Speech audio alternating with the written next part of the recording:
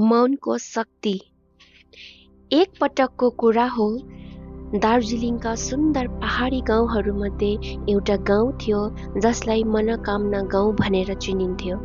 त्यो गाउँमा एक जवान केटा बस्थ्यो जसको नाम अभिनव थियो।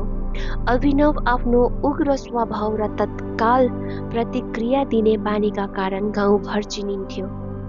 अभिनव सधैँ साना कुराहरूमा रिसाउँथ्यो र अरूसँग झगडा गर्थ्यो। सारा गाउँका मानिसहरूले उसलाई टाढैबाट चिन्थे। आफ्नो यस्तो व्यवहारले सबैजनालाई टाढा पारिरहेको कुरा जसले महसुस गर्न थाल्यो। तर उसले सोच्न सकेन कि यस समस्याबाट बाहिर कसरी निस्कने। एक दिन उसले गाउँको बुढापाकाबाट सुने कि नजिकको जङ्गलमा एक प्रसिद्ध साधु स्वामी अनिरुद्ध प्रवचन दिइरहनु भएको छ। स्वामी अनिरुद्ध आफ्ना सरल र गहन शिक्षाहरूका लागि प्रसिद्ध हुनुहुन्थ्यो। अभिनवले सोचे, सायद स्वामीजीको प्रवचनबाट म आफ्नो समस्याको समाधान पाउन सक्छु। स्वामी अनिरुद्धसँग भेट। अभिनव बिहानै उठेर जङ्गलतर्फ लाग्यो। साधु स्वामी अनिरुद्धका चारैतिर मानिसहरूको भिड थियो। स्वामीजीले जीवनका गहिरा कुराहरू सरल भाषामा बताइरहनु भएको थियो। स्वामीजीले भने, यदि तिमी आफ्नो जीवनमा परिवर्तन चाहन्छौ भने 10 ठाउँमा मौन रहने सिप सिक। यो सुनेर अभिनव झन् उत्सुक भयो। प्रवचनपछि उसले स्वामीजीसँग भेट गर्यो र भन्यो, स्वामीजी, 10 ठाउँमा मौन रहनुको अर्थ के हो? कृपया मलाई यसको विस्तृत अर्थ बुझाइदिनुहोस्।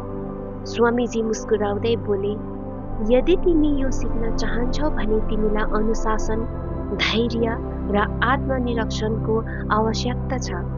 यदि तिमी तयार छौ भने म तिमीलाई यी कुराहरू सिकाउने छु। अभिनवले स्वीकृति जनायो। त्यसपछि स्वामी अनिरुद्धले उसलाई सिकाउन सुरु गर्नुभयो। मौन स्थानहरू। आलोचनामा मौन। पहिलो पाठमा स्वामीजीले भने, जब कोही तिमीलाई आलोचना गर्छ, चुप रह। आलोचना सिक्नै मौका हो। यदि तिमी तत्काल प्रतिक्रिया दिन्छौ भने केही सिक्दैनौ।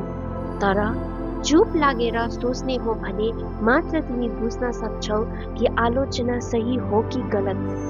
उहाँले थप्नुभयो, एक पटक एक व्यक्तिले मलाई नराम्रो शब्द बोल्यो। म चुप रहे। जब ऊ थाक्यो, मैले सोधे, यदि कोही तिमीलाई उपहार दिन्छ तर तिमी त्यसलाई लिन अस्वीकार गर्छौ भने त्यो उपहार कसको हुनेछ? उसले भन्यो, मेरो। त्यसपछि मैले भने, त्यसै गरी तिम्रो यी शब्द पनि तिमीलाई नै रहनेछन्। झगडामा मौन। अर्को पाठमा स्वामीजीले भने, जब कोही तिमीलाई झगडा तान्न खोज्छ, मौन बस। झगडाले सत्य होइन, अहङ्कारको जित हुन्छ। यदि तिमी चुप बस्छौ भने तिमीले सही निर्णय गर्न सक्छौ। रिसको अगाडि मौन। रिस आगो जस्तै हो। स्वामीजीले भने, यदि तिमी यसमा घी थप्छौ भने यो बढ्छ। जब कोही रिसाउँछ, चुप बस, उसले आफ्नो ऊर्जा गुमाउनेछ। दुःखमा मौन। जब तिमी दुखी हुन्छौ, मौन बस। दुःख तिमीलाई बलियो बनाउँछ। बशर्ते तिमी यसलाई बुझ्न प्रयास गर्छौ। मौन बस्दा तिमी आफैका उत्तरहरू भेटाउन सक्छौ। उक्साहटमा मौन। जब कोही तिमीलाई उक्साउँछ, चुप बस। यो तिमीको धैर्य र शक्ति हो। अनावश्यक मद्दतमा मौन। जब तिम्रो मद्दत आवश्यक छैन, मौन बस। ज्ञान गर्व गर्दा मौन। ज्ञान विनम्रताको गहना हो। यदि तिमी आफ्नो ज्ञानको प्रदर्शन गर्छौ भने त्यो खोक्रो हुन्छ। सत्य सुन्न तयार नभएको ठाउँमा मौन। जब कोही सत्य सुन्न तयार छैन, तिम्रा शब्दहरू व्यर्थ हुन्छ। यस्तो अवस्थामा चुप बस। परिस्थितिमा मौन। कहिलेकाहीँ परिस्थिति तिम्रो नियन्त्रणमा हुँदैन। यस्तो बेला क्रोध गरेर तिमीले आफ्नो शान्ति गुमाउँछौ। मौन रह र समाधान खोज। कृतज्ञतामा मौन। जब तिम्रो मन शान्ति र कृतज्ञताले भरिन्छ। यसलाई शब्दको आवश्यकता पर्दैन। परीक्षाहरू।